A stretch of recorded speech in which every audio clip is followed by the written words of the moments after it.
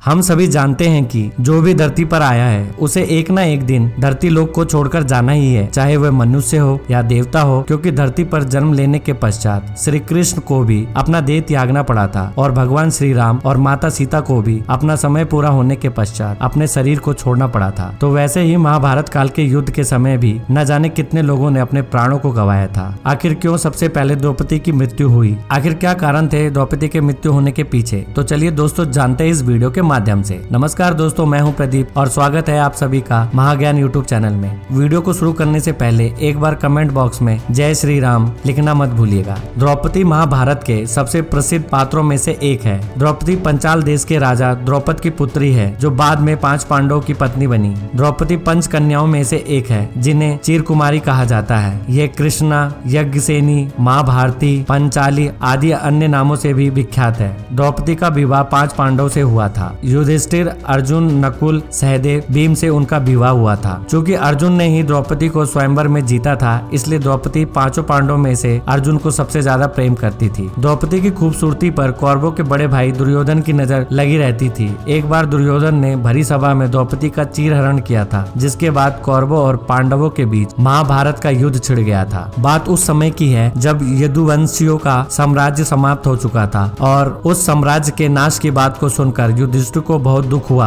और महर्षि वेद व्यास की आज्ञा लेकर सभी पांडव और उनकी पत्नी द्रौपदी सहित सभी ने राजपाट छोड़कर परलोक जाने का निश्चय किया। युधिष्ठिर ने सारा राजपाट परीक्षित को देखभाल के लिए सौंप दिया और परीक्षित का राज्याभिषेक कर दिया। उसके बाद सभी पांडव अपनी पत्नी सहित अनेक तीर्थों, पवित्र नदियों व महासागरों की यात्रा करते करते लाल सागर के किनारे आ गए। वहां पहुंचकर अर्जुन ने अपने गांडीव धनुष और तरकस का त्याग नहीं किया था कि तभी वहां पर अग्निदेव उपस्थित हुए और अर्जुन को गांडीव धनुष और तरकस का त्याग करने को कहा और अर्जुन ने ऐसा ही किया। पांडवों ने मोक्ष की इच्छा से पृथ्वी की यात्रा करने को सोचा और उन्होंने उत्तर दिशा की तरफ से चलकर यात्रा करते करते वह हिमालय पर्वत पर पहुंच गए। उसके बाद पर्वत को लांघकर बालू के समुद्र में पहुंचे। उसके बाद उन्हें नीरू पर्वत दिखाई दिया। सभी तेजी से उस पर्वत की तरफ बढ़ने लगे। उन्हें वहां एक कुत्ता मिला और वह कुत्ता भी उनके साथ साथ उस पर्वत की तरफ बढ़ने लगा। कुछ दूर चलते ही द्रौपदी गिर पड़ी। द्रौपदी को गिरता देख सहदेव बोले कि द्रौपदी ने कोई पाप ना किया तो फिर वो क्यों चल बसी।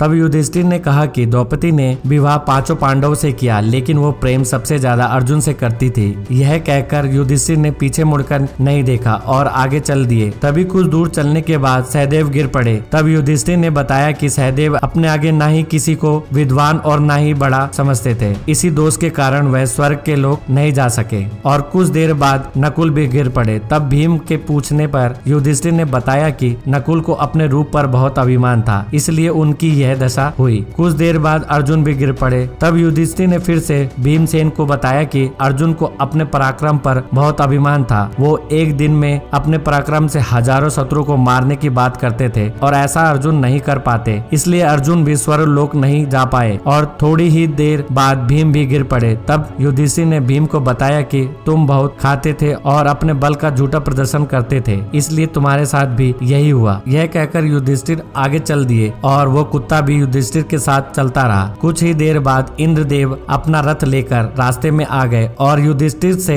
रथ पर बैठकर स्वर्ग लोक चलने को कहा। तब युधिष्ठिर ने कहा कि क्या आप मेरे भाई और पत्नी को स्वर्ग लेकर चलेंगे। तब इंद्र ने कहा कि वह तो पहले ही अपना शरीर त्याग कर स्वर्ग लोक पहुँच गए हैं, केवल आप ही स्वयं शरीर स्वर्ग लोक जाएंगे। तब युधिष्ठिर ने कहा कि यह कुत्ता मेरा परम भक्त है, लेकिन इंद्र ने उस कुत्ते को स्वर्गलोक ले जाने से इनकार कर दिया। युधिष्ठिर को इंद्र द्वारा समझाने पर भी इंद्र अपने बात पर अटल रहे। तभी वो कुत्ता अपने वास्तविक रूप में आया और वो कुत्ता स्वयं यमराज थे। युधिष्ठिर की दृढ़ निश्चय को देखकर इंद्र ने युधिष्ठिर को रथ पे बिठाया और स्वर्गलोक लेकर चले गए। मैं आशा करता हूँ कि इस वीडियो के माध्यम से आप सभी को बहुत कुछ जानकारी मिली होगी। दोस्तों, इस घटना को लेकर आपको क्या कहना है हमें कमेंट करके जरूर बताइएगा और अगर वीडियो पसंद आए तो वीडियो को लाइक, शेयर और चैनल को सब्सक्राइब करके बेल आइकन को प्रेस करना मत भूलिए। जल्दी मिलते एक नए वीडियो के साथ, तब तक के लिए बाय, टेक केयर।